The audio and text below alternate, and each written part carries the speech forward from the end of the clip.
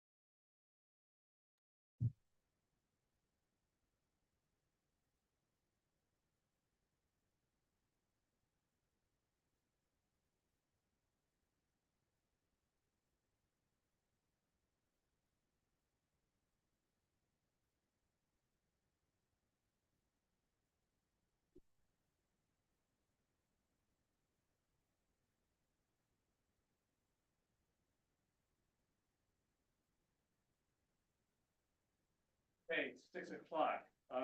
This is the Village Hebron Combined Council meeting. And I would like to ask you to stand for the pledge of allegiance if you can. I pledge allegiance to the flag of the United States of America, and to the republic for which it stands, one nation, under God, indivisible, with liberty and justice for all. Can we have a roll call, please? Mr. Wolf. Here. Mrs. Stoner. Yes. Mr. Carpenter. Mr. Nauer. Yeah. Mrs. Chapman. Yes. Mrs. Porter. Yes. I'd like to welcome visitors to today's combined meeting.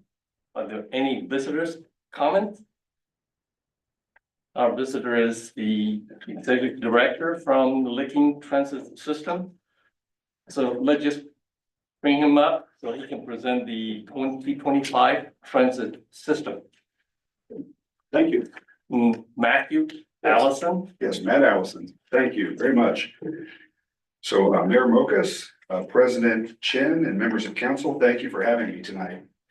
It's great to talk about transit tonight, and so I'm excited to share some of the details. Matt Hill couldn't be with me tonight. He's the director of LCATS. I know he had some information as well, but he's not feeling well.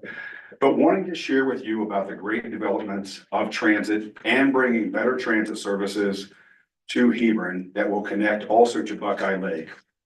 So we're going to go through a presentation here. If we could go to the next slide.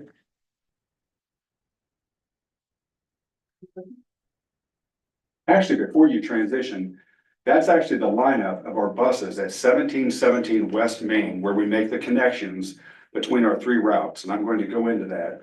But that's behind 1717 West Main, which is a Licking Memorial Health Facility. Beautiful location for the buses to connect and for transfers. Sorry. That's okay, no worries. So just wanted to provide a little bit of information about Licking County Transit. So we are operating two types of systems. One is called a demand response. So this is the system that you've probably seen for years, where you schedule transit services in advance, up to 1 day in advance, up to 2 months now in advance, and that's a door-to-door service. So we go throughout the whole county of Licking County. This is public transit as well. A lot of times people think, is this just for seniors? Is this folks for folks with maybe disabilities? No, this is public transit, just like CODA in Columbus. And so we operate that door-to-door system, which is called demand response. Last year, we started our very first deviated fixed route. And we were excited to start that route on Main Street in Newark. And I'm going to go into greater detail on the success of that route in the next few slides. That service is a fixed route service where you have scheduled stops and it's on a set route. We have three routes that we operate: Main Street, 21st Street, and Granville. And we have close to 75 bus stops shared between those three routes. We operate from 6 a.m. to 6 p.m. Monday through Friday on those routes. On our demand response system, we're operating Monday through Saturday, 5 a.m. to 8 p.m. Monday through Friday, 6 to 6 on Saturday. General fares to ride, if you're riding our scheduled in advance service, are $4 per ride. Seniors and elderly disabled can ride for $2. It's half fare. And then the deviated fixed routes are no fare. So anyone can hop on the bus, ride at no fare, and just a convenient service. We're averaging between 275 and 325 trips on the demand response scheduled service. On the fixed routes, we're getting close to 200 trips per day. And so it's really growing. We have a fleet of 36 vehicles and a total of 60 employees. Our mission is safely connecting people to places and possibilities. We had a mission statement that used to be about 4 paragraphs long. You could never recall it. So we wanted to simplify that and be clear to what our mission is. And that our vision is driving our region to the future. And if you could go to the next slide, please. So this was our old look. If you recall the vehicles in the past, these were the Licking County Transit vehicles on the left-hand side. Kind of just plain, really hard to distinguish them from other vehicles. I remember I was on a ride at Licking Memorial Hospital, and I jumped on a bus, and a lady jumped on with me, and she said, "Is this the Licking Memorial Health Hospital bus?" And I said, "No, ma'am, I'm very sorry. This is Licking County Transit." We realized at that point we had a problem because we didn't have identifiable branding for our fleet. So we switched from, you can't really go wrong with a map of Licking County, but we felt like we needed an update. So to the right, you'll see what the buses look like today, and you may have seen them around, but that's really symbolic of the hills and the valleys of Licking County and the natural beauty. So that's the new branding of our vehicles. Next slide, please. Okay, so how did we get here? There was a transit development plan, a study that was orchestrated by LCATS and Licking County Transit and this community saying, we need better transit services within Licking County. It was great to hear Mr. Wolf here telling me about transit services from years ago that used to operate throughout the county. And it had been nearly 50 years since we had the fixed route services. But this study involved 900 stakeholders in the community saying we need better transit here. And it's vital to a community to have good transit services. So with the input of all those stakeholders, this plan was developed and it laid out the maps and the routes as we are developing and implementing today. It was really slowed down though by the pandemic, like everything. I work for CODA as well. It was a challenge for us at CODA. We had to almost shut down service in half. We had to board at the rear of the buses. It was a crisis for the transit world. And this whole plan was put on hold. So we've launched this again last year, and we're going to talk about some of the results. Next slide, please. These were just some of the heat maps that were showing where ridership was in Licking County and where there would be significant opportunity for new routes. Next slide, please. This is another one that identified heat map. You can see the density of ridership in those areas. And that really helped to build a master plan to say, how can we put out excellent transit services where there is the greatest need within this community? Next slide, please. So before we go into the maps, I just want to talk about some of the things we've done this year. We've launched our third route, the Granville route, and that was March of this year. We launched a new CAT AVL system, which that's computer-aided dispatch, automatic vehicle locator systems for our fleet. It's really a fancy word for scheduling software, and then also it gives us real-time tracking of our fleet. 2 years ago, we couldn't even tell where our fleet was in real time. So probably just like your police or fire department, you have real-time tracking of your vehicles, and we now have that and improved scheduling software to make us more efficient. We've opened new shelters. So we had the first bus shelter back in Licking County at 1717 West Main and also at the health department. That's the new shelter going up at the health department. And we've seen tremendous ridership at that location, folks going to get health services, much needed services, and they've been a tremendous partner and a funding partner of the route as well. I won't go through all the new stops, but we've also focused on community events, sharing information about Licking County Transit so that people are aware of our services. How can I ride? How can I get these services? And just how it functions. We can go to the next slide, please. This really excites me, looking at ridership. In the transit world, it's critical that you have ridership. I mean, if you're in business to do transportation and you don't have ridership, what are you doing? So it's a critical component of it. In 2022, we had 61,630 trips taken on transit. Last year, when we implemented the new deviated fixed route, you can see 5,233 of the trips were deviated fixed route rides. And then demand response was 68,000 for a total of close to 74,000 last year. So it was an improvement. This year, we're at 104,000 and we're projected to go to 108,000 rides taken. It's a 75% increase in ridership in 2 years' time. And you can see the fixed route, the DFR, are at 36,000 rides taken. So they're very successful. So really glad to see this ridership growth, and we know that it will only grow from here as we look at the next few routes, yours included. So this is the build out of the routes. Let me lay these up here for just a moment so I can point at these easier. These are the three routes as we currently have them today. The red route is the Main Street route. And if you look at the very bottom, whichever slide you're looking at, you see the small circle at the bottom here. That's the Tamarack Circle. And so that's where all the buses come together and they have a transfer location. So in the transit world, it doesn't make sense if you have all these routes and they don't connect. But at that location at 1717 West Main, the Main Street route comes in and that goes east and west on Main Street. And then we also have the 21st Street route that goes up to OSU. It goes to C-Tech or COTC, Kroger, Walmart, the health department, C-Tech, and then back down, and then it aligns as well. And we also have the green route, which is the Granville route that we launched this year that goes all the way up through Granville to Denison, to the Middleton, Otterbein Senior Living, and then it returns as well. And then they all meet at that location for transfers. So they operate at the top of the hour, 6 a.m. to 6 p.m. And they all align, and then the next buses will come back at 7 a.m. They do it again at 8, all the way through the day, throughout the whole day. Next slide, please. This is really, I think, the most important thing that we've done is just hearing the stories of people that have been impacted by transit.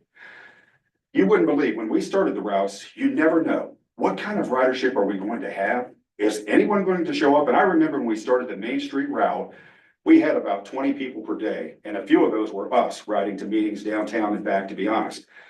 But it continued to grow, and as people learned about the services, they told us the stories. This young couple here was riding our Granville route. I'm sorry, this was actually the number 2 route. They were going to the health department. They continue to ride for health services and have been just loyal customers. The lady in the middle at the top, we were out riding and she said, transit is freedom to me. She said, I have no vehicle. I have no way to get around. And she said, I get to social services now, medical appointments, and she goes to the library and she actually lives near the library as well. But really proud of her, but transit is freedom. The slide to the right is the OSU bus stop. The middle is Ross's IGA in Granville. Bottom left was a lady that was riding the first week in Granville, 93 years old, and she was going to the library. And she was wanting to ride transit that week. We were just excited to see her out and about and getting to ride transit. And then the bottom picture there is the health department. And so just truly amazing success stories, and that's just a few. Next slide, please. This has really been a key part of us developing the route, is having stakeholders that have invested in the route as well. We have 20 stakeholders that are funding partners for the routes, and I'll explain why that is, why you have to have funding match for these routes. So these are banners that we put up in the buses, all the way from Licking Memorial Health, who was the very first stakeholder. We went and met with them, and they said, we're in right now. They committed $50,000 immediately. They matched that with another $50,000, and they've already told us for next year, $100,000 is there for the system. And then we have the other partners, Denison, the city of Newark. Buckeye Lake approved their funding last week. So they funded their portion for this new route that will be connecting Hebron to Buckeye Lake. And then you can see all the other funding partners, but we're really proud of them and grateful for this community to support transit. So where are we going from here? Next up is beyond our 3 routes will be our 4th route, which will be the Earthworks Circulator that will connect Heath and Newark. And so that route is going to be launched January 6th. Next up will be Hebron and Buckeye Lake at the beginning of July. And your route will tie right in to the 1717 West Main. And I'm going to go into some of the detail here, and I'll try to be as brief as I can. But it's a challenging route because of the distance. It's nearly 13 to 14 miles one way for this route, but we're working on it. We've got some good things we're developing with this route. Next up will be the Mount Vernon Road Circulator that will tie into Main Street, that will connect and go up to 21st Street and do a circulator on that side of town to Mount Vernon Road, Main Street, and then back around. And then we also know that we have to connect with CODA at New Albany, Johnstown, and then also CODA, Etna, and Pataskala. And then we'll also be updating our transit development plan in 2027. So this is really the layout of the routes that will connect. What you're seeing is the Main Street route, the red route. The light blue is the 21st Street route. The green is the Granville. And then you'll see the yellow route, which has been modified, but and I'm going to go into more detail on that, is the Heath Circulator route. And then you see the orange route that's going to come down to Hebron and to Buckeye Lake for transit services to your region. The other blue areas, that would be a connection to Etna, Pataskala, bottom left. And then top left would be the connection to New Albany, as we need transit to those locations with all the growth in jobs in those areas as well. Next slide, please. So this is the 4th route that will be launched January 6th. And I'll just kind of walk over and point to this. This is the Heath Newark Circulator. So this route will come down 21st Street. It will go through Giant Eagle, the parking lot there. It will come down 79, and we really can't stop on 79 easily because it's not pedestrian friendly. So we'll be going into some of those shopping centers there to have stops to make it safer for the customers. We'll then go down and we're going to connect into Walmart and then through past Aldi and some of those shopping areas. We'll cross the road where you see the 16, and that will go to the Kroger in Heath. We'll then go back up. And I believe this is Andover. There's an apartment complex there, very densely populated. We cross over, go back up, 30th, go back to 1717 West Main, connect at the top of the hour, and this will be doing a 1-hour loop as well. So that will launch January 6th. So this is the route that we're working on, we're developing, that will come down to Hebron and to Buckeye Lake. It will go down through the James Parkway, the Industrial Park, down to 79. It will come around O'Neill Drive, and I think it's to Enterprise, is that right? Comes through that development, down High Street and Old High Street, and then will come down to Buckeye Lake. Now, that route's going to do more than that. What this is going to do is we're looking at this route doing for a couple of hours a day, doing this component of it.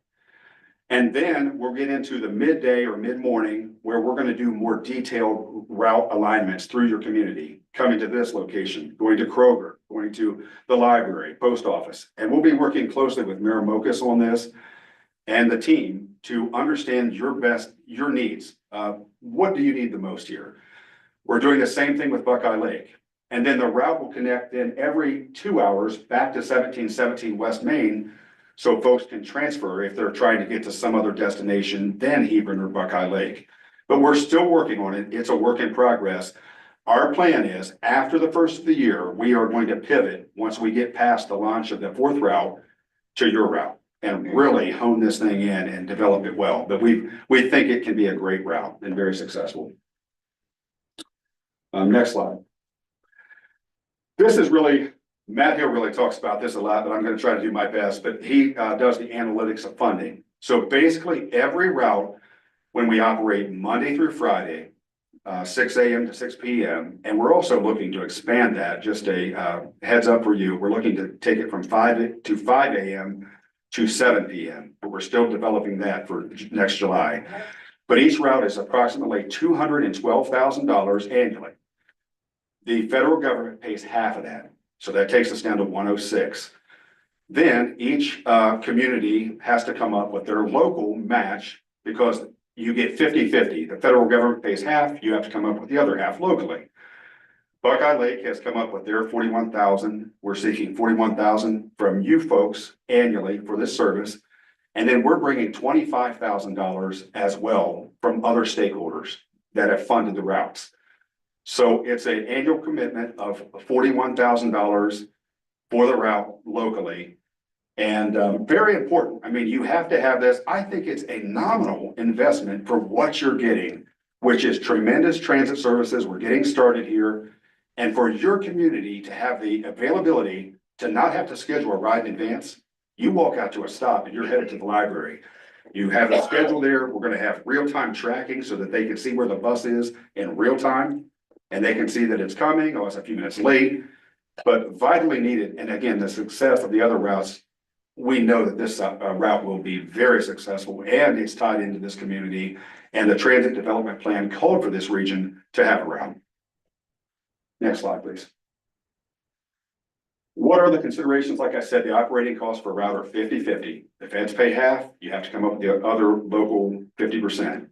I tell people that this is our size, this is CODA, Franklin County, they have to do the same thing. They just approved a tax levy that was significant. It was like a 1% sales tax is what they have, but that's a much larger system. We're not to that scale, but they have to do the same thing. They have to get 50-50 match.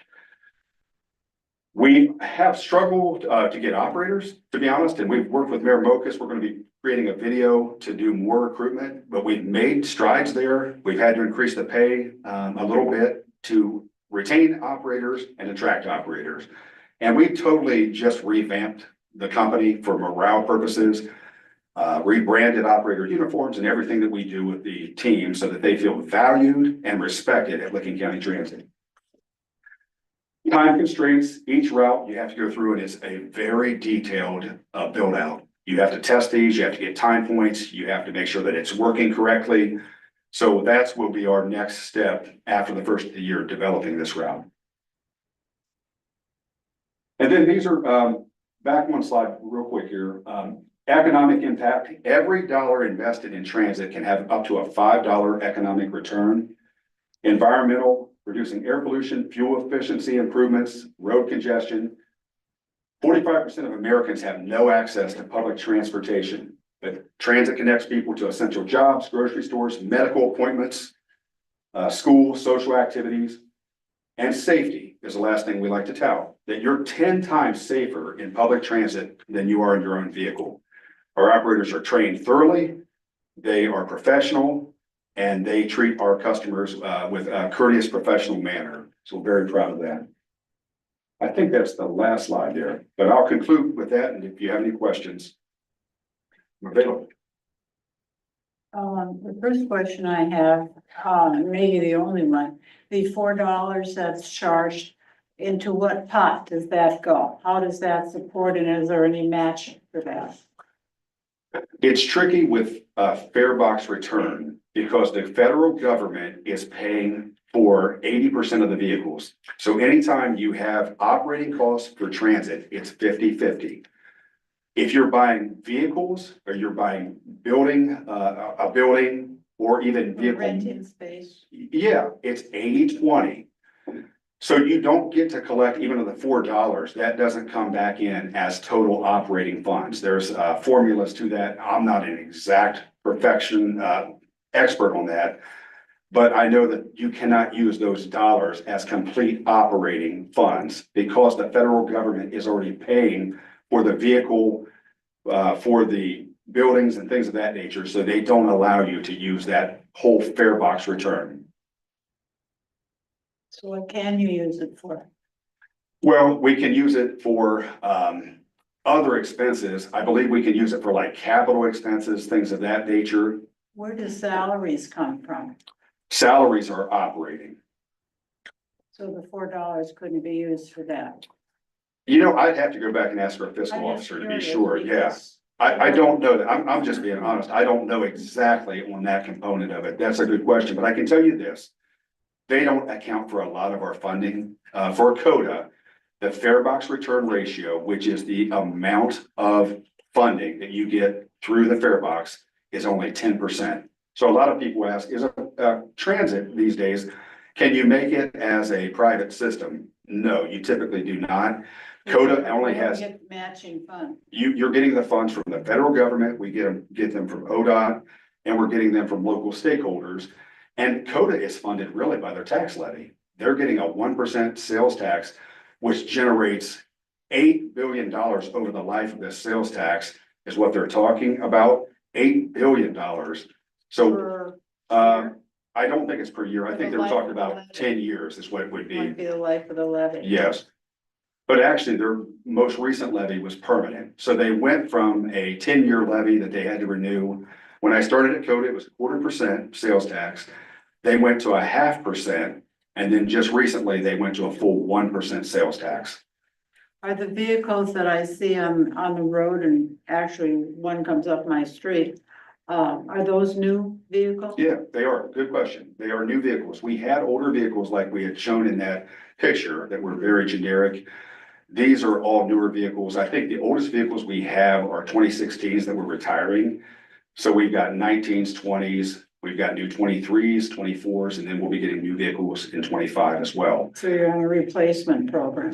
We are. That's what we're trying to get to. At CODA, it's based upon the lifespan of the vehicle. So a CODA vehicle is a 12-year, 500,000 mile vehicle. And at that point, you've exhausted all the federal funds that were provided to it. So we're trying to get to that same methodology where you do it every year. You're dividing, ours are 4 years and their life expectancy is time. We've driven our buses much longer than 4 years in many cases because we have an outstanding vehicle maintenance team.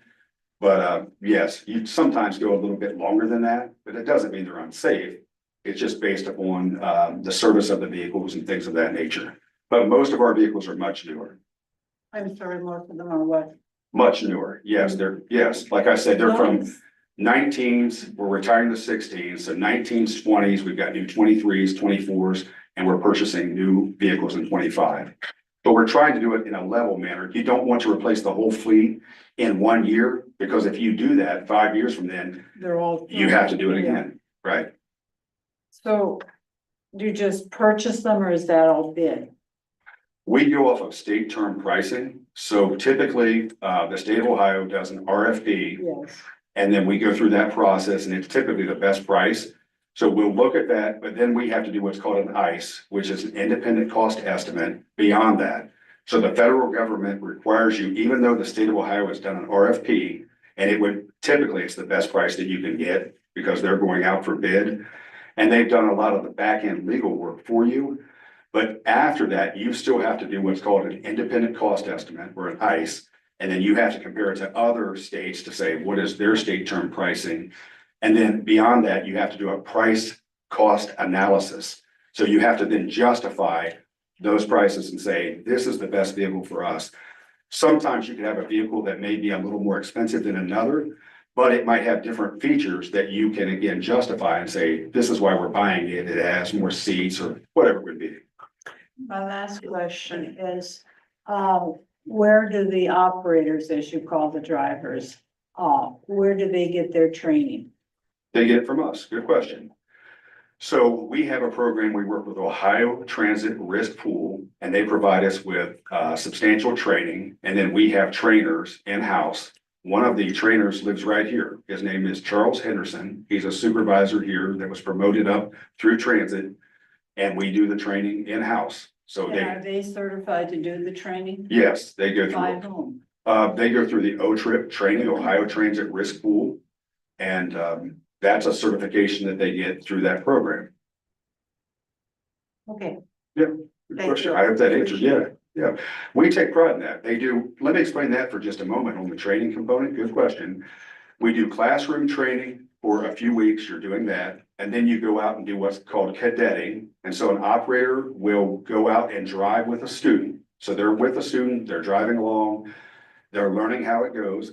Then they get behind the seat and they drive and the operator watches them. And then they're getting trained in that manner as well. So they have classroom training, they go out and cadet and they watch, then they switch roles and then they're being observed. And then they also have maneuverability within our own lot, where we set up cones all over the lot. They have to do serpentine, reverse, parallel parking. So it's pretty extensive.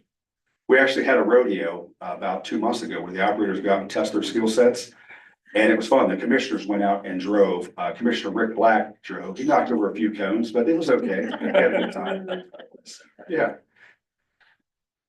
But again, thank you for your time. And if there's any other questions, I'd be glad to take them. But I feel this is very important to this community. And I can tell you this, Mayor Mokas has done an excellent job of being in contact with me, stressing to me how important it is for this community to have good transit services. And we know that you're vital to this whole system. And it's important for you to be connected as well. We believe the number 4 route, the Heath route, will be one of our highest ridership routes because based upon density, 20%, 26% of our rides are in close proximity to that route on the demand response system. So that will equate to ridership. You will also be tying in to the whole system as we come down to Hebron, through the industrial parks, and then on down to Buckeye Lake. But I think it will serve your community very well, and we take pride in it. Do you have a base dispatcher? Yes, So, I mean, in case of truck or breakdown or whatever, and then you relay back and forth to them, they need another vehicle, do you have? yeah, great question. We have that. We have a dispatch office. You guys are welcome to come and visit if you're ever like. But yes, that's where the computer systems are set up, the CAT AVL, and then you see the whole fleet in real time. And so they're speaking with the operators when they come into work and making sure they have all of their assignments. And then throughout the day, they're monitoring the fleet. They're also fielding calls as well. So someone may call in and say, hey, can I get a trip today at noon on the door-to-door service? Then they have to look at the system and plug it in and see if we can fit it in. But yes, they monitor the fleet throughout the day. I had a question, with it being the new routes and you're adding them and certain times, have you had people like miss or get left or, and how does that handle? Because I'm thinking, 6 to 6, if they get there at 6:10 or Yeah, that's, getting connection routes, it gets kind of confusing for people. yeah, it is confusing at first. Once you get the hang of it, it's pretty simple, but you're right. It's all based upon the scheduled time points.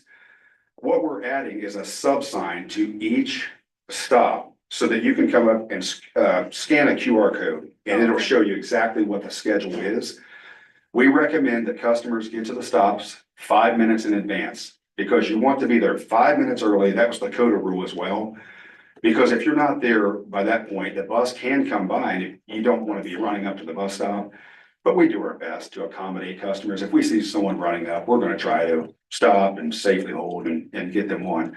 Now, if we have someone that comes up and they have an emergency, hey, can you connect me to the other system? We'll do what we can, but it can get a little tricky if they're not at the stop on time. But we do our best to accommodate that.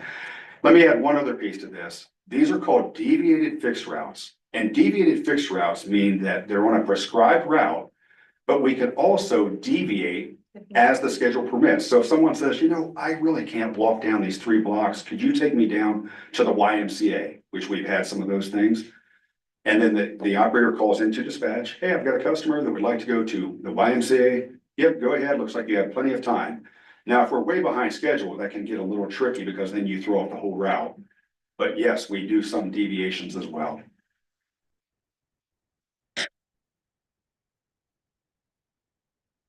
So I just want to add one little thing. I'm probably gonna get in trouble for sharing this story. So when I took Gary to New York City and put him on public transit the first time, you don't even know this story. So this is my husband, by the way.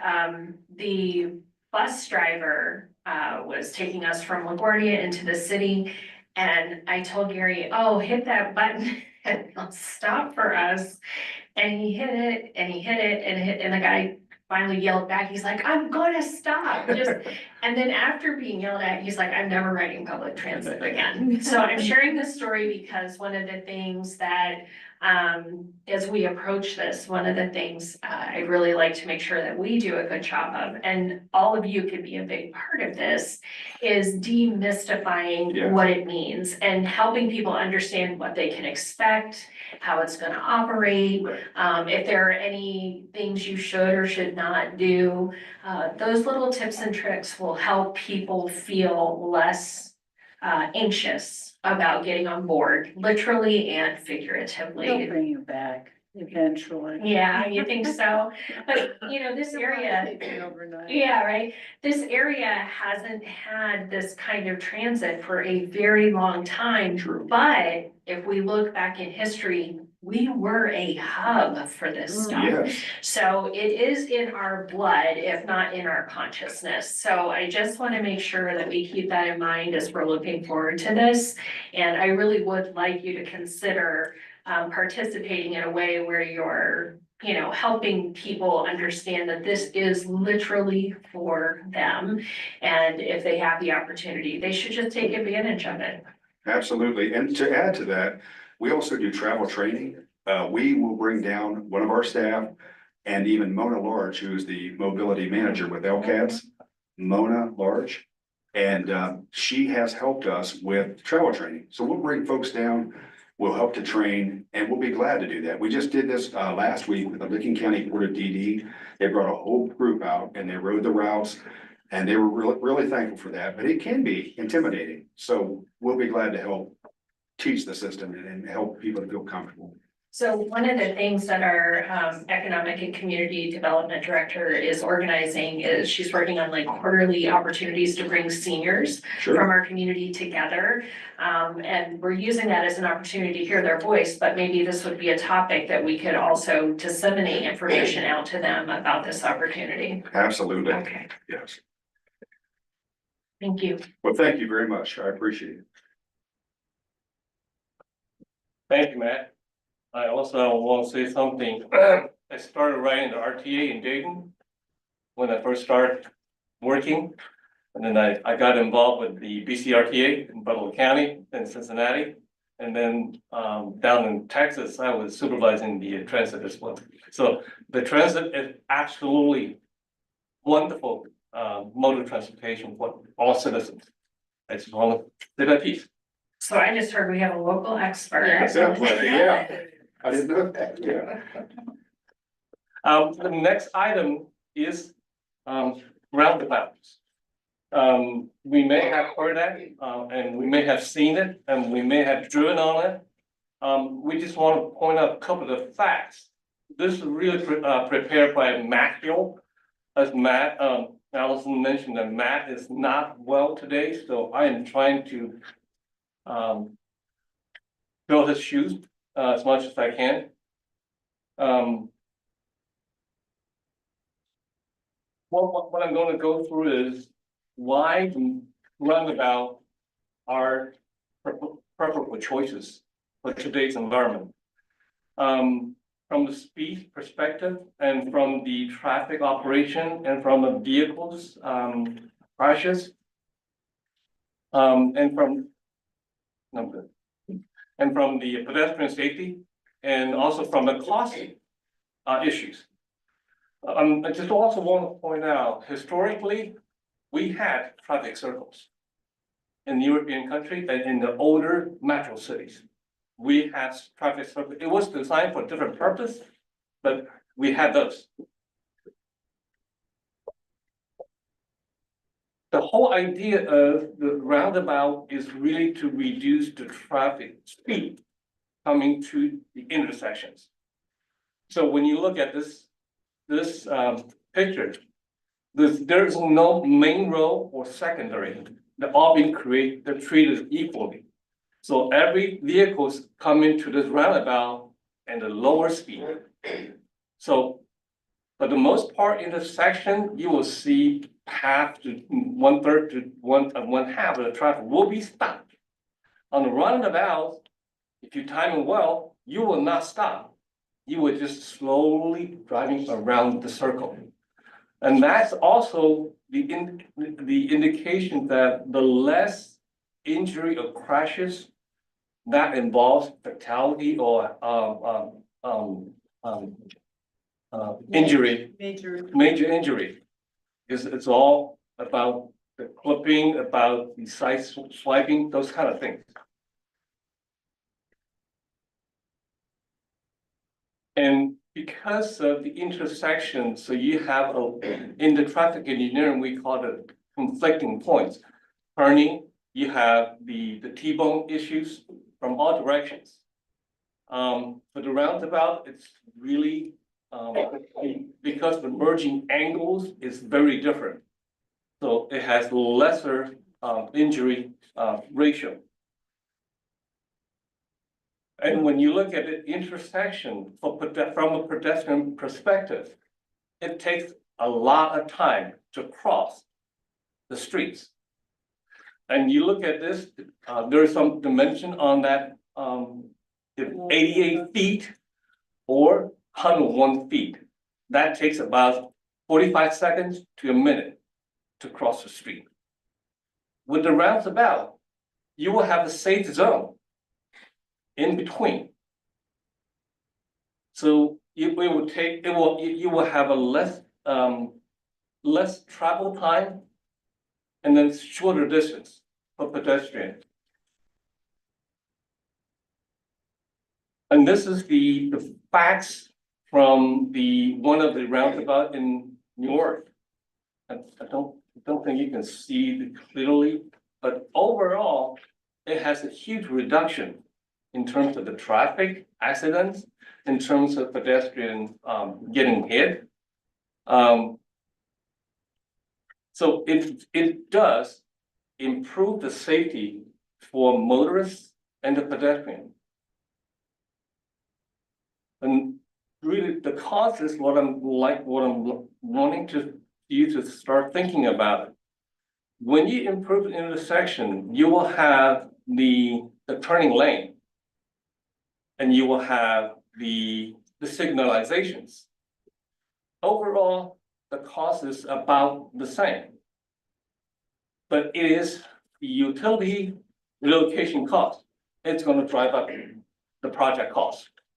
Because roundabout requires lesser space versus intersection adding the turn lanes.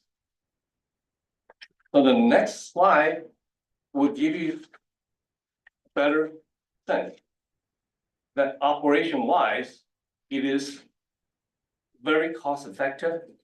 Plus, it will not be impacted by power shortage. Because when the power goes out, there's no traffic signals. The traffic still moves.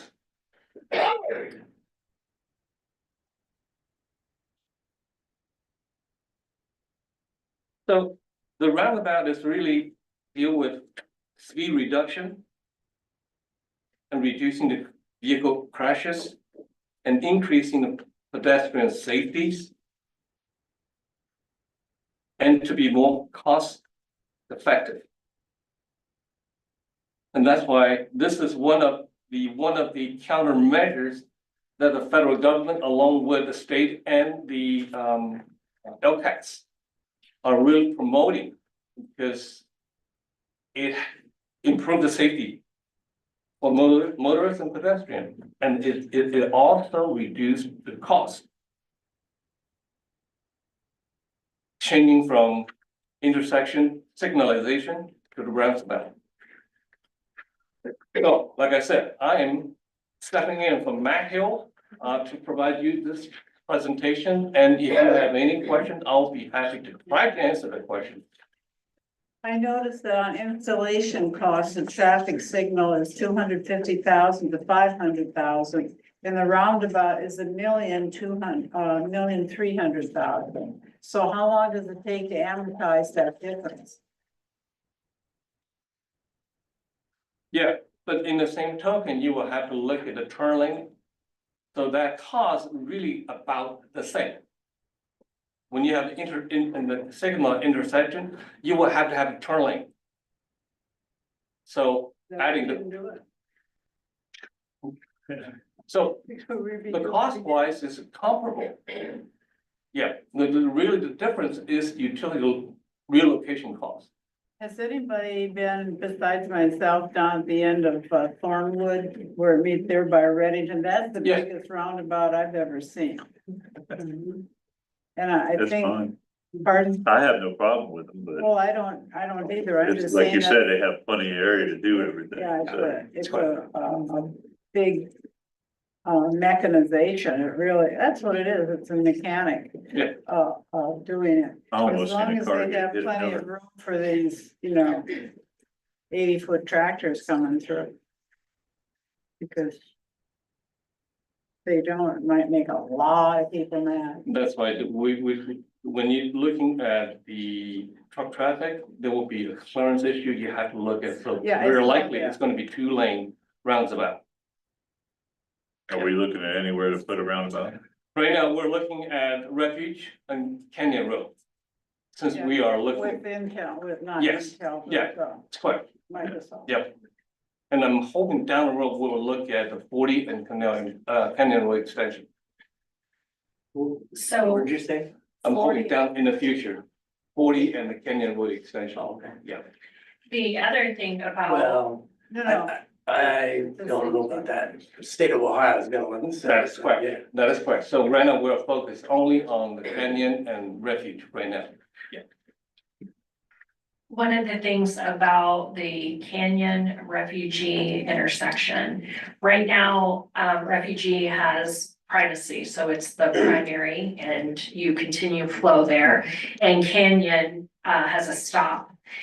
And when they did the traffic study, they recommended that we would flip it so that Canyon would have privacy and Refugee would have stops.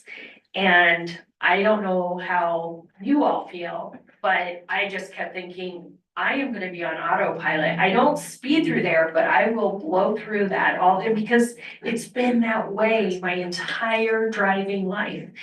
And so that was definitely something that it made me pause and think, maybe this is the place that we seriously entertain putting our first roundabout, because I think many people will be just like me on Refugee Road, driving through there. The only other thing I got is they better raise it up.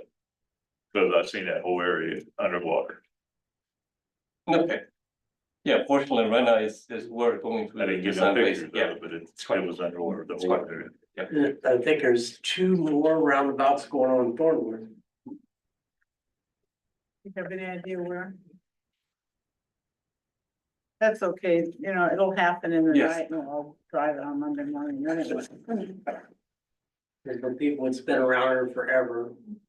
Hopefully. If you've been to Somerset, how long's that roundabout been in there? And look how big it As long as is. I can remember. Look how big it is. That's been there I for mean, 50 Yes, That's but a you square go to block. the traffic to the right. not Yeah, the that's left. it. Backwards. But that's because it's a square, not a circle, or a circle, not a square. I can't remember, but they had a reasoning.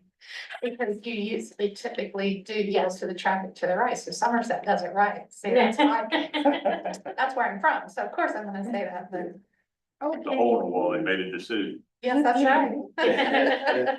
And because the roundabout, is really, you're only worried about traffic from the left. Right. Versus intersection, you have to worry about all directions. So that's very intuitive for motorists. Just worry about one direction instead of looking around 360 degrees. Yep.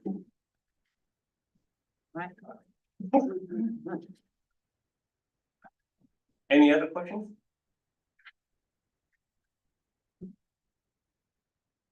Okay,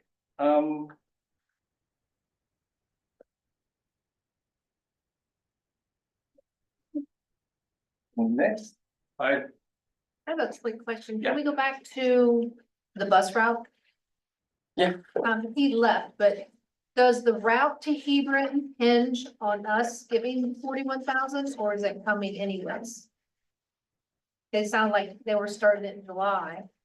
It's coming Maybe more than 41,000. and they're asking for support. So I'm wondering, is it hinge on that or does anybody have talked to him or is that a question? Does anybody ask? So it is based off of us participating, Okay. and it is based off of, us having approved our budget, which we have. And that went through the finance committee when we did the rest of our budgeting for the year. So if we don't support it, then it's not coming. If we don't support it, then I imagine they will remove all of our businesses and all of our downtown and all of our Stop. residents for stops. That's why I was wondering, because it sounded like it was coming anyways, and they're just now looking for support, so I didn't know where that fell. They've been talking with us, for at least 2 years, when Jim was still here, is when it was initially pitched. And at that point, they weren't sure if it was going to Hebron or if it was going to Hebron Buckeye Lake. And I started asking about why it's not connecting to Millersport and Thornville.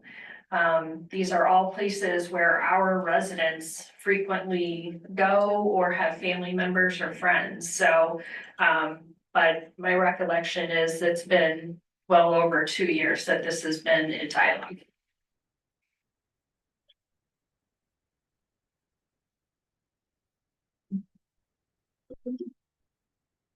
the next item is pending legislation. First one is ordinance number 36-24. An ordinance to amend codified ordinance 937.04. C1, water system capacity charges, and 937.05. C1, wastewater system capacity charges. And to amend contrary and inconsistent ordinances by repealing and or amending parts thereof. It will be the third reading. Resolution 2419, a resolution to create a source water protection and assessment committee for the village of Hebron, Ohio. It will be a third reading as well. Resolution 2421, a resolution accepting and awarding the bid for the right to cut and harvest of hay at the TJ Evans Park for the 2025 crop season to Paul Medley. It will be a second reading. Committees report, Public Works Committee. And any update reports? I don't know if it's an update or not, but it's it's an observation. I was driving on Canal Street. Yeah, right had come from the fire department and was going to 40. And I looked up at the storage building that we have there, and at the top, right at the gable, there's apparently a vent at one kind, and that's in a mess of a shape. I don't know if rain can get in there and damage whatever it is that we're storing there. But it needs to be fixed before we have 6 inches of snow on it, and we're gonna get damage somewhere. Okay, And I suggest that be done ASAP, okay, because to me, that's the potential for little furry creatures called squirrels and other things to get in there. sure, absolutely, And it Yep. really needs to be done. absolutely. The other observation I made, and I think that maybe the rest of you did, either that or I'm seeing things. There seems to be damage done at Refugee and what's the North Street there, Gail? That intersection Yeah, where the truck hit it. I think on the west side, it looks like something has touched it again. And that does not look good, and I doubt that it's structural sound. okay, So that needs to be taken care of, because it took forever to get it replaced, and now it's damaged again. And so it leads me to believe it's not very sturdy. okay. We'll follow up on those, Would you please? absolutely, Thank you. sure, That's it. thanks. Finance Committee. Jerry's not here, no updates from Finance. Economic Development Committee. No updates on that. Police Committee. No. Water Wastewater Committee. Nothing. Personnel Committee. Are there any other discussion topics that the council would like to have?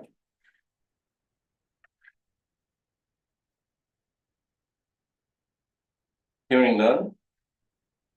Any other visitor comments? Okay, When's our next meeting? Council meeting? January 8th, 2025. With an organizational meeting at 5:30. Can I have a motion? Adjournment of this meeting? Yes. Unanimous? Okay, please have call roll, please. Mr. Wolf, Yes. Mrs. Stoneman. Yes. Mr. Nauer. Yes.